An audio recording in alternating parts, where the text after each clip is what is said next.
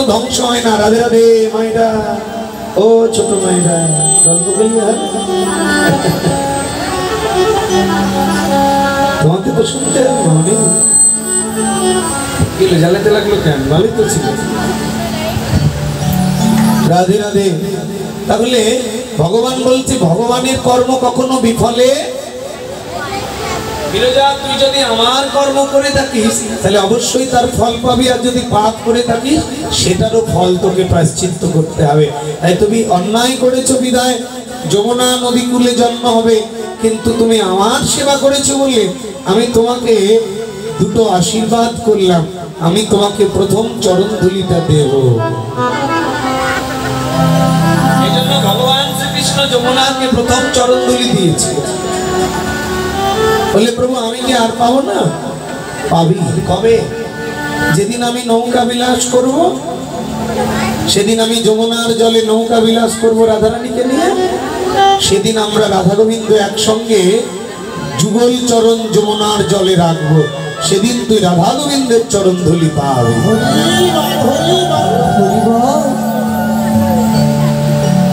তাহলে একে তো প্রথম চরণ ধুলি পেল, তারপরে যমুনা রাধা গোবিন্দের চরণ ধুলি পেয়ে গেল। কবে? যেদিন নৌকা বিলাস করে। বললে যেদিন আমি নৌকা বিলাস করব সেদিনই আমি তোর পক্ষে রাধা গোবিন্দ যুগল চরণ রাখবো। প্রভু আমি কি বৈষ্ণবের চরণ ধুলি পাবো না? শুধু তাই নয় রে যমুনা, তুই প্রথম চরণ ধুলি পাবি, রাধা গোবিন্দের চরণ ধুলি পাবি। শুধু তা নয়, আমি যখন পৃথিবীতে বৃন্দাবন সাজাবো তখন যমুনার ধারে বৃন্দাবন হবে। যত পৃথিবীর মানুষ বৃন্দাবন দর্শন করতে যাবে সবাই যমুনার জলে স্নান করবে, কোটি কোটি ভক্তের চরণ ধুলি তোর বক্ষে পড়বে। এই যে কত সুন্দর কথা রাস মঞ্চে রাধে। এই যে কত সুন্দর শিক্ষা জগৎকে দিলেন রাসের কথায়, পদের সঙ্গে ব্যাখ্যা, পদাবলী, পদ যোগ আবলি, পদাবলী। আবলি শব্দের অর্থ বিশ্লেষণ। তাহলে পদ শুনলে হবে না, পদের বিশ্লেষণটা শুনতে। রাধে রাধে। তো এখানে বলছেন, তাহলে এইখান থেকে আমরা কি শিক্ষা পেলাম? ভগবান বলছে পৃথিবীতে দুটি জিনিস কখনো ধ্বংস হবে না, এক হচ্ছে আমার ভক্ত আর আমার ধাম। আমার ভক্তের কর্ম কখনো নষ্ট হয় না, আমার ভক্তের কর্ম কখনো ধ্বংস হয় না। একটি ডাকাত ভাগবতে বলছে, এক ডাকাত সারা জনম ডাকাতি করতে গিয়ে মধ্যবয়স এক সাধুকে ডাকাতি করতে গেছে। মধ্যবয়সের সাধুকে ডাকাতি করতে গিয়ে সাধু ডাকাতকে কৃপা করছে, ভাই তুমি সব নিয়ে নাও, আমি সাধু মানুষ আশ্রমে থাকি, আমার কাছে ডাল চাল ছাড়া কিছু নেই, তবে তোমার কাছে একটা নিবেদন, তুমি ডাকাতি করে যে টাকাগুলো সংসারের জন্য নষ্ট করছো, তুমি ডাকাতি করে যে সংসারকে পরিচালনা করছো, তোমার পাপ তোমাকে নিতে হবে। তুমি যাদের জন্য পরিশ্রম করছো ওরা তোমার পাপের দায়ভার নিবে না, তোমার একটা পাপের অংশ তারাও নিবে না। বরং তুমি যদি টাকাগুলো রেখে যাও তাহলে ওই টাকা দিয়ে যত পাপ করবে প্রত্যেকটা পাপের অংশ তোমাকে নিতে হবে। এই কথা শুনে ডাকাতের জ্ঞানের প্রদীপটা জ্বলে যায়। ডাকাতি ছেড়ে দিয়ে আত্মসমর্পণ করে। ওই ডাকাত বিয়ে করেনি, ভাই ভাতিজাকে ডাকাতি করে খাওয়াতো। যত টাকা ছিল শেষ বয়সে সমস্ত টাকা গুরুদেবের কাছে আশ্রিত হয়ে দীক্ষা নিয়ে একটা মন্দির বানিয়ে দিয়ে মরে গেল। পরবর্তী জন্মে তার জন্ম হয়ে গেল কোথায়? অর্ধেক জীবন পাপ করেছে, অর্ধেক জীবন ভগবানের সেবা করেছে। এদের গতি কি হবে? বলছে অর্ধেক জীবনে মানুষের প্রচুর ক্ষতি করেছে বলে এর পশুকুলে জন্ম হবে, কিন্তু শেষ বয়সে যে ভগবানের সেবা করলে আত্মসমর্পণ করে তাহলে এর কিছু হবে না। এই জন্য ওর জন্ম হয়ে গেল জগন্নাথ ধামে একটা টিকটিকি রূপে জন্মগ্রহণ করলে। তাহলে লাভ কি হলো বাবা? টিকটিকি টিকটিকি কুলে জন্ম হলো, লাভ কি হলো? পশুকুলেই তো হয়ে গেল। তাহলে আত্মসমর্পণ করে লাভ কি হলো? বলে লাভ দুটো আছে। এক, ভগবান বলছে আমার কর্ম করে কেউ যদি পশুকুলেও জন্ম হয় তবুও আমি তাকে বৈষ্ণব দিয়ে উদ্ধার করব। আর বৃন্দাবনে জন্মগ্রহণ করেছে, জগন্নাথ ধামে জন্মগ্রহণ করেছে, জগন্নাথ ধামে বৃন্দাবনে যারা পশুকুলে জন্মে তারা আমাদের মতো মানুষের থেকে অনেক উন্নত কুলে জন্মগ্রহণ করেছে। কেন? কারণ আমরা মানুষ হয়ে যা পারি না, বৃন্দাবনের পশুরা, বৃন্দাবনে জগন্নাথ ধামের পশুরা, ওরা কখনো কৃষ্ণ নামবিহীন তো হয় না।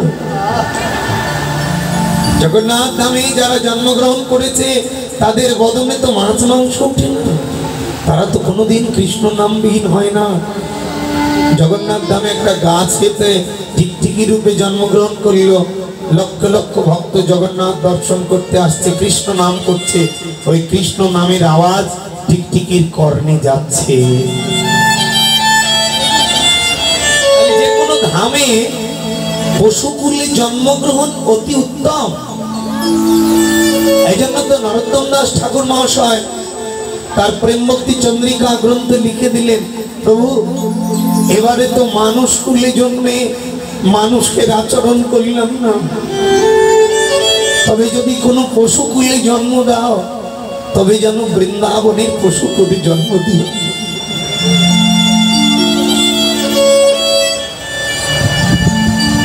ভগবান বললেন যদি কেউ আমার কর্ম করে তার কর্ম কখনো বিফলে যায় না। তাই টিকটিকিকে ভগবান উদ্ধার করছেন কি করে জানেন? দুইজন বৈষ্ণব প্রতিদিন জগন্নাথ থেকে প্রসাদ নিচ্ছে, আর ওই যে গাছে টিকটিকি হয়ে বসে আছে ওই গাছের নিচে প্রসাদ পাচ্ছে। তা হাত ধুবে কোথায়? ওই গাছের নিচে একটা গর্ত করে বৈষ্ণব দুটি হাত ধুয়ে চলে যাচ্ছে। আর ওই যে ডাকাত টিকটিকি রূপে জন্মে আছে ওই বৈষ্ণব প্রসাদ পেয়ে হাত ধুয়ে চলে গেল, আর ওই টিকটিকি নেমে ওই জগন্নাথের প্রসাদ বৈষ্ণবের হাত ধৌত জলটা খেয়ে নিল। তাহলে এখানে ওই প্রসাদের হাত ধৌত জলে দুটো শক্তি আছে। এক নম্বর শক্তি হলো জগন্নাথের প্রসাদ, আর দুই নম্বর শক্তি হলো ভক্ত যখন প্রসাদ পায় তখন ওটা হয় মহা মহাপ্রসাদ। সেই প্রসাদ ধৌত জল টিকটিকি প্রতিদিন খায়। বৈষ্ণবগুলো জগন্নাথ ধাম থেকে প্রসাদ নিয়ে আসে, ওইখান থেকে প্রসাদ নিয়ে এসে প্রসাদ নিতে হয় লাইন ধরে। একটা দুটো লাইন নয়, কম করে হলেও হাজার হাজার মানুষের পিছনে দাঁড়াতে হয় প্রসাদ নেওয়ার জন্য বাবা। এবং শ্বাসকষ্ট হাই প্রেশারের মানুষ হলে ওখানে গিয়ে মনে হয় মারা যেতে পারে, এত ভিড় হয়। ছোট ছোট বাঁশ দিয়ে ঘিরে রেখেছে, এত ভিড় এত ভিড়, হাজার হাজার মানুষের পিছনে দাঁড়িয়ে প্রসাদ নিয়ে জগন্নাথকে দর্শন করে আর প্রসাদ নিতে হয়। তো সেখানে প্রতিদিন প্রসাদ নিয়ে এসে ওই গাছের নিচে খায়, আর ওই হাত ধুয়ে চলে যায় ওই জলটা টিকটিকি নেমে নেমে খায়। আহা, বলছে ওই টিকটিকি ওই যে ডাকাত টিকটিকি রূপে জন্মে আছে, ওর আরো 10 জন্ম পশুকুলে জন্মানোর পর মানুষ কুল পাওয়ার কথা ছিল, কিন্তু এই জন্মে এত বৈষ্ণবের একটু প্রসাদ খেলো যে পরের জন্মে 9 জন্ম মাফ করে দিয়ে পরের জন্মে কৃষ্ণ ভক্ত মায়ের গর্ভে মানুষ কুলে জন্ম দিয়ে দিল।